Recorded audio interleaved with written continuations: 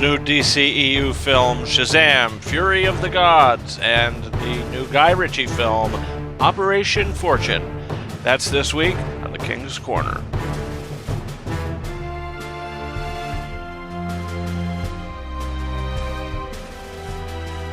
What's up, guys, and welcome to this week's episode of the King's Corner, where today we're going to be talking about Shazam, Fury of the Gods. This is once again directed by David F. Sandberg, who did the first film. He did Annabelle Creation, which is my favorite Annabelle film. It's one of my favorite Conjuring Universe films. There's a little Annabelle doll in one of the scenes in this movie. I thought that was a cool nod, and it's a continuation of the characters and stories that we've seen in the previous film. Billy Batson is now dealing with his powers as Shazam, and his whole family now having the powers of Shazam, which I appreciated. There's a great sequence in the opening scene of the film, or one of the opening scenes of the film. The first time we really see them work together as a group as they save a bunch of people on a bridge that's collapsing. I thought that was really good. Introducing the new villains in this film, Lucy Liu as Calypso and Helen Mirren as Hespera. Also starring Rachel Zegler as Anne in the film. Anthea. So, look, the first Shazam film we rewatched. I can't speak. We rewatched the film last night, or 2 nights ago. And it's very good. It's one of the better DCEU films. I think the second act of that movie, the middle of it, kind of goes into a bit of insanity, but I think by the end, it does kind of wrap itself in a bow pretty nicely. But the visual effects in the first film aren't as good as you might expect from the DCEU. This movie does fix that issue a little bit. The visuals in this movie are certainly better than they are in the first movie, even though there are shots and times that you go, okay, well, these effects still feel like they came out of the first Shazam film. But I think a lot of the creature effects certainly look better. And I think that was something that was kind of a take back from the first movie. I just remember seeing that in the theater for the first time. The scene where Mark Strong comes into the office, the boardroom, and he releases all the demons into the room, and it just didn't look very realistic. This film, I think the creature effects look more realistic.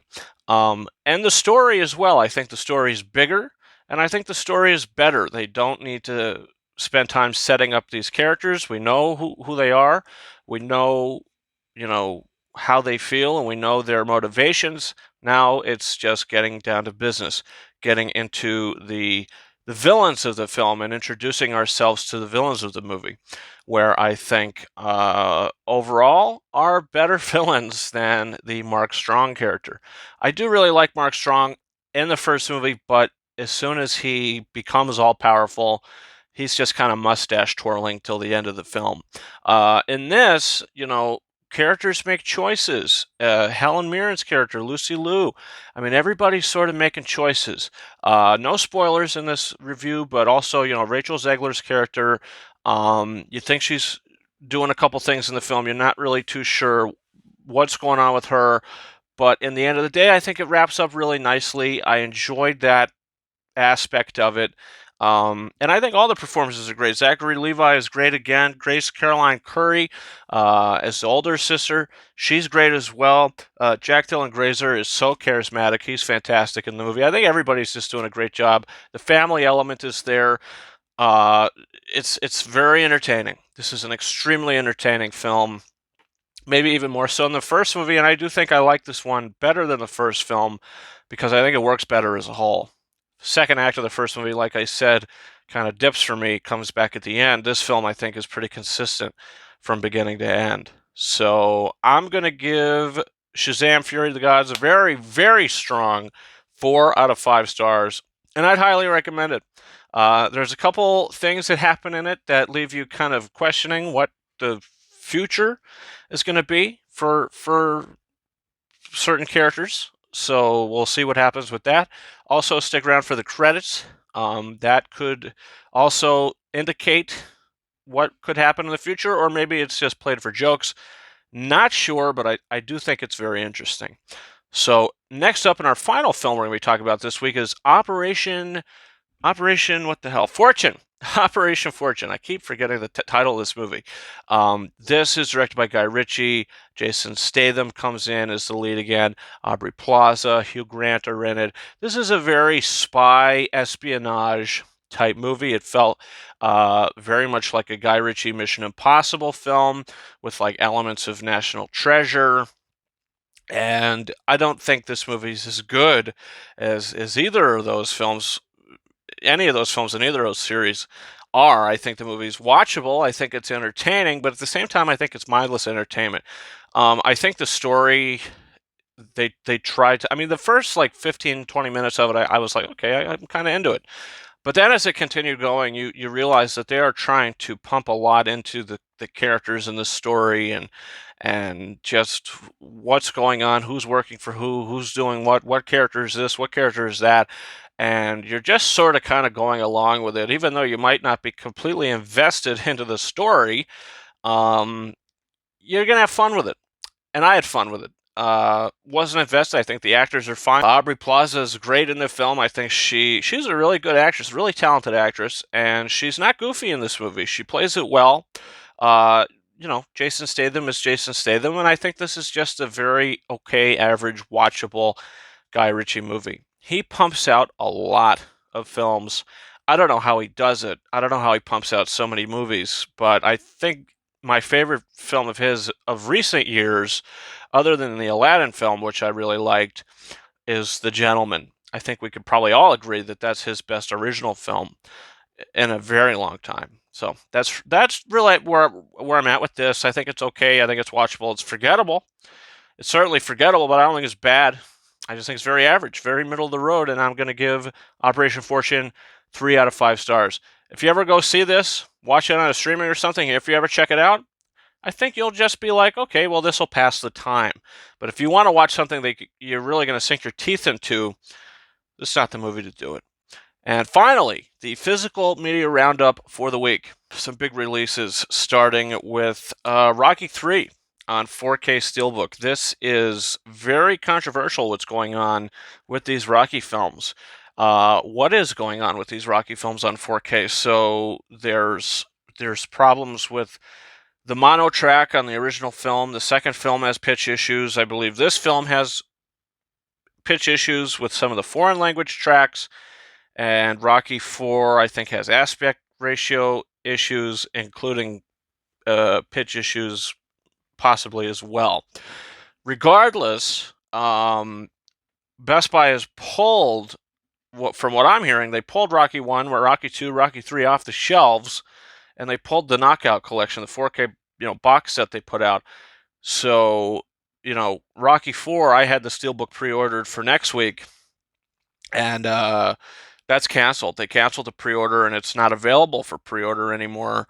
And it's not even available for anything. It just says find a store. So I don't know if this is going to be just in stores. I don't know if they're pulling it all together to fix the issues. But look, Rocky 1, personally, I don't watch the mono mixes, so I think it sounds fine. Picture looks incredible. Rocky 2, I noticed really no pitch issues with it.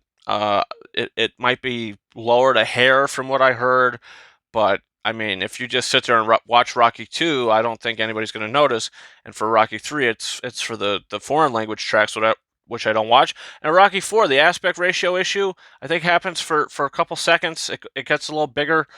From what I heard, I don't know because I don't have that one yet, but I don't think these issues, for me personally, would have been like, okay, I'm not going to get these now. But I guess it is nice that they are going in to hopefully fix the issue. Warner Brothers had problems like this before with the Mad Max releases, so it is what it is. But the beautiful artwork, I mean, I'm really a big fan. This is probably my favorite cover of the first three.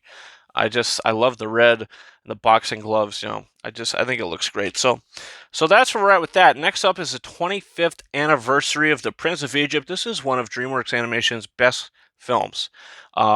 Certainly one of their top 10. They put out a lot of movies. This is a great movie. This, like The Road to El Dorado, great films from this time period, this 2D animation time period. And guess what? I did check this out on 4K. This is the best movie, the movie ever looked. The Blu-ray was extremely dirty looking, extremely grainy.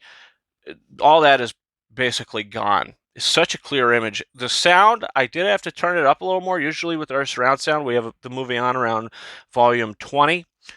This you got to crank to about 28 for it to sound normally loud. So other than that, I think it's a great release. And go check out Prince of Egypt. And if you haven't watched it, it's a great film. It's a great film. Next up, it's The Whale. 3 Academy Award nominations for Best Actor, Supporting Actress, and Makeup and Hairstyling. And guess what? It won 2 of the 3. Brendan Fraser wins Best Lead Actor, beating Austin Butler. I think it was between the two of them, and I think it's great that he won Best Makeup as well. I mean, they did a great job with the makeup for him.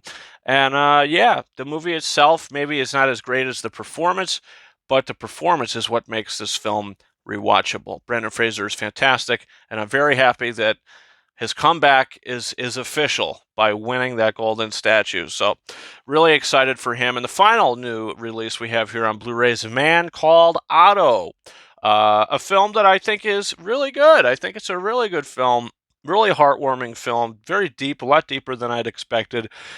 It's a little long. Some side plots don't work with the real estate stuff. I didn't really care for any of that. But overall, I think that the movie has heart. The movie has soul. Tom Hanks is great. And I would recommend A Man Called Otto. So that's where we're at with this week's episode of The King's Corner. Comment down below. Did you see Shazam, Fury of the Gods? Did you see Operation Fortune? Comment your thoughts down below. Also, don't forget to hit that subscribe button. Next week's another big one. It's John Wick Chapter 4, the nearly 3-hour film. I'm very excited to see. I love this franchise. Also, you can follow me on Twitter, RunKing72, and Instagram and TikTok at KingArises131. And that's about it for me. Thank you so much for watching this week's episode of The King's Corner. And until next time, over and out.